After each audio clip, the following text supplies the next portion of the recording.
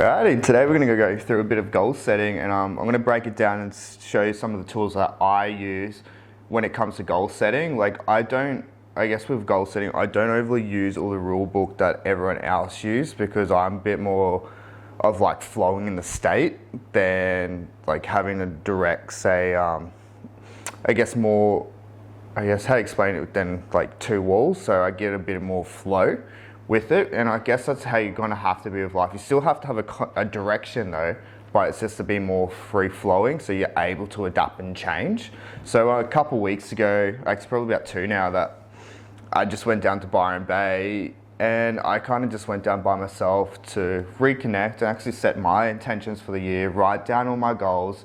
So I kind of like broke them all right down. I didn't write as much as I would like, but anyway, that doesn't matter, because as time goes on, I can add to it, I can take off. So that's the most important thing with goals. But remember, the big goal doesn't change. The little goals to get there change. So that's where I'm going to start off with. It's probably the most important step is that most people miss out, is how to break down your big goals into little achievable goals. So set down and break them into monthly goals is what I do, and daily goals. Like some people do the weekly goals. If that works better for you, I suggest doing that. Do weekly goals instead of daily goals. So what I do is write down my monthly goals, and each time I write down my daily goals, I have a look at my monthly goals. So probably do this every couple of days and see where I need to work at and see what I have to do in that day to work towards that big goal. But yeah, so I'll probably go to the next step I'm going to go with. It's probably the most important step, and a lot of people don't do this step at all. It's find the why behind the goal. Why you're doing it. Break it down and why you want that goal. Because if you don't have a why behind that goal, you're not going to stick with it. So you've got to find a high purpose to stick with that goal. So that's so important, is trying to find that purpose to stick with that. Say, for example, you want to lose weight, you got kids, and you want to, say, be able to run around, for as long as you're around, and long as, their children, and all the way till they're adults and they have grandchildren. So you want to stay fit because of that. So that's the why, that's the big why behind that. So find that purpose higher than the goal, or higher than yourself. Also a good way of, say, achieving goals really quickly, or I got this tip from Tom Bellew. I think that's how you say his name. I probably said it wrong. He's from Impact Theory. If you haven't heard of him, definitely worth looking him up. So look at goals. So if you want to achieve a goal in a year, try and achieve it in 6 months.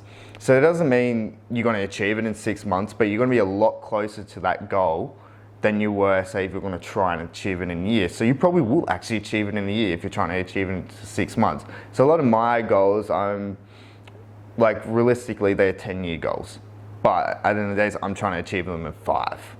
So that's where I look at it, and then I'll probably do my next lot of goals and try and achieve them probably quicker, like in 2 years, or say 4, like that. So that's how I guess I write my yearly goals down. It's like, okay, I'm trying to achieve these in the next 6 months. But yeah. So this one's kind of from Mindvalley. So you got a little tip that I picked up from Mindvalley. So I'll recognize people and the sources that I've got it from too. Is means goals and ends goals. So it's like end goals, I guess, I'm trying to go back a couple pages. So it's like with the ends goals and means goals. So an end goal is a means to an end. So pursue end goals. I don't think I really explained that bit right, but definitely there's a YouTube, I don't think I'll link it up, but there's a YouTube video on that, so look up Mindvalley goals, and they break that down really well, because I didn't write that down properly here, and I actually can't remember off the top of my head with that. So, and another thing is too, when you write in, say, your yearly goals, 10-year goals, 5-year goals, break your goals right up into different sections. So you got your fitness goals, family goals, environment goals, work goals, relationship goals, vision, and then purpose, which all kinds of those two slash into one.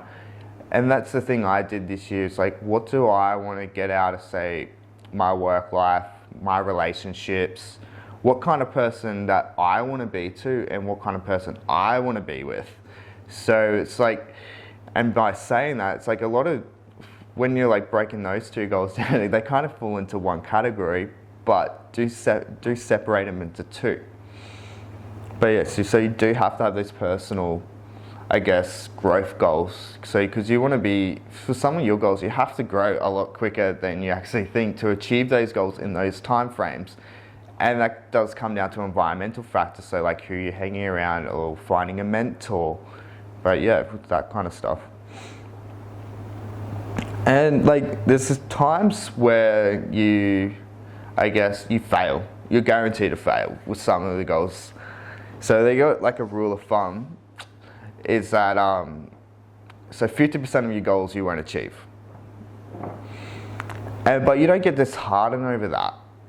It's like work out a way how to still achieve those goals and how to work towards them still. So find a way to, guess, overcome failure. Like one of the things that I do is I go to like a deep place and find a painful situation where I can think of and help me to use that as a motivator to keep going. So pain is a great fuel to, guess, find that motivation, but the next step of the greatest fuel is finding inner peace. So that's like the, the cycle of getting that. But yeah, pain is a brilliant tool to keep going.